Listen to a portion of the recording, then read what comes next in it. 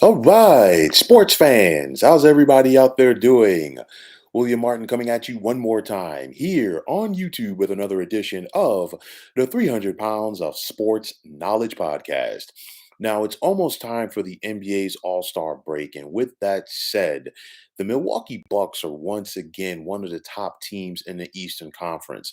Now, as expected, the Bucks have been getting every opponent's best punch this season as the defending NBA champs. And the Bucks have really come out of this smelling like a rose as they are poised and ready to make another run at the NBA title.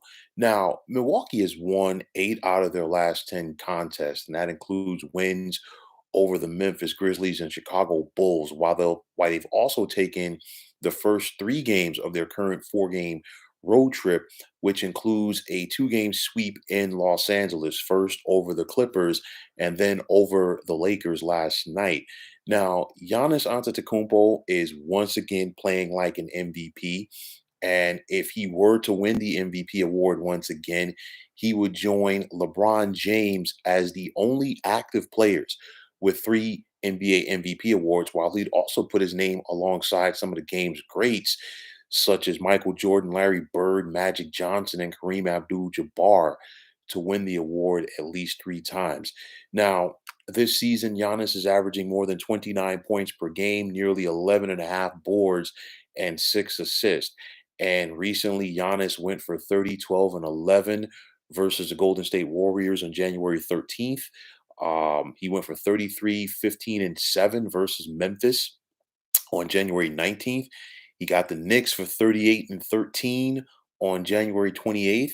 And then we saw him go for 33, 15, and 11 against the Washington Wizards on the first of this month. And then 44, 14, and 8 last night against the Los Angeles Lakers. And for me, the game has really slowed down for Giannis, who's only 27 years of age. And I say only because it seems like he's been playing for a very long time. But the thing is, the reason why I say it's slowed down for Giannis is number one, he's in the prime of his career.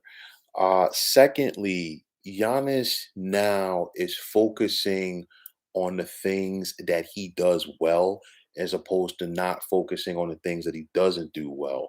And in focusing on the things that he does well, like get to the basket, play close to the basket, post up, dominate the interior, it has really taken his game to the next level, and because of that, the Bucks have really benefited from it. And I mean, you look at this guy, he is one of the better players in the NBA. He is going to go down as one of the best players in the NBA, and he's arguably going to be one of the best players, if not the best player in Bucks franchise history. I mean, when it's all said and done, he's probably going to dominate all of their all-time categories. And you look at the team around Giannis, you have Chris Middleton, Drew Holiday, and Bobby Portis.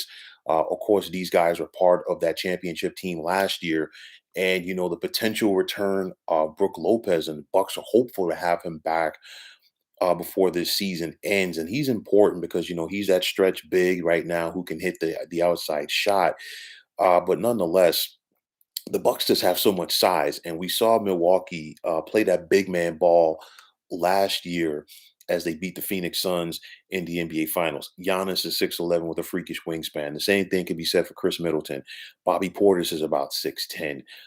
Brook Lopez is 7 feet. That's a lot of size. And I mean, if this was a college team, you know, they'd probably just run zone on you all day, and you probably couldn't score more than 50 points per contest. You look at it, you have reserve players such as Pat Connaughton, Grayson Allen, and Dante DiVincenzo, who are going to be big for the Bucks in the stretch run. And let's not forget, Milwaukee did not have the services of DiVincenzo last year in that playoff run after he suffered the Achilles injury. So now that's an added bonus for them.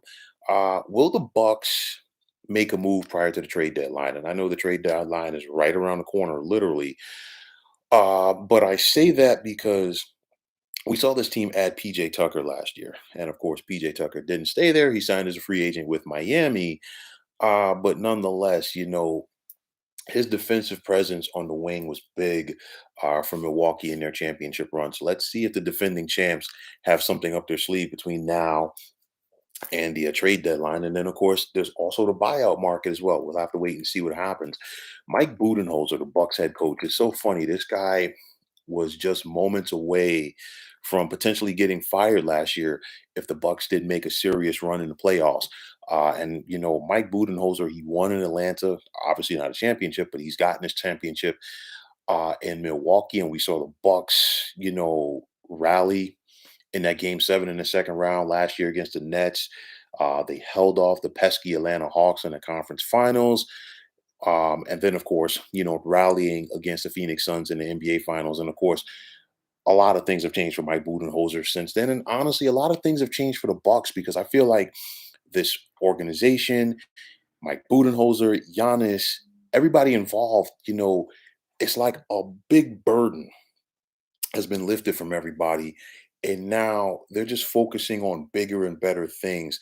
And I think that relaxation where, there's no longer the what ifs as far as what if you're not able to win it all.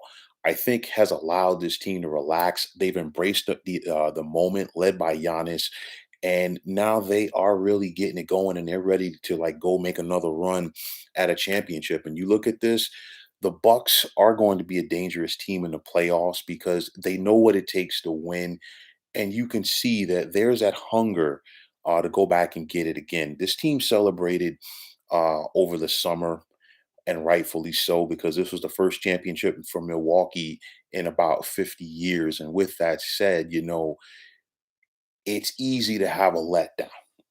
And of course, the shortened off season coming into this NBA season, it was easy to have a letdown. And the Bucks, they've weathered the storm. And I think this team is ready to go. I think they're going to finish the regular season strong. And they're right in contention with the likes of Miami for that top spot in the Eastern Conference. But the bottom line is they got over that hump. And because they got over that hump, because Giannis got over that hump, you can no longer say that he can't win. You can no longer say that the Bucks can't win. The sky's the limits for this team, and I look at them right now. They're in a groove. They're rolling. They're out there taking care of their business. And come springtime in the playoffs, Giannis and the Bucks are once again going to be extremely formidable in the Eastern Conference. So, folks, that is going to wrap it up. And as always, I want to take this time out to thank you for tuning into the 300 Pounds of Sports Knowledge podcast here on YouTube. I want to take the time out to thank all of you fine folks out there for tuning in. And if you have not already, please feel free to subscribe to this channel. Now, if you're on Twitter, please feel free to follow me at 300 Pounds of Sports. And like I always say, if you follow me, it'll be my pleasure to follow you right back. There's also the sports discussion group on Facebook at the Sports Depot 365. You can check it out. Drop a line and be a part of one of the better sports debating sites going on social media. So, once again, fine folks, my name is William Martin, signing off, saying take care and have yourselves a wonderful day.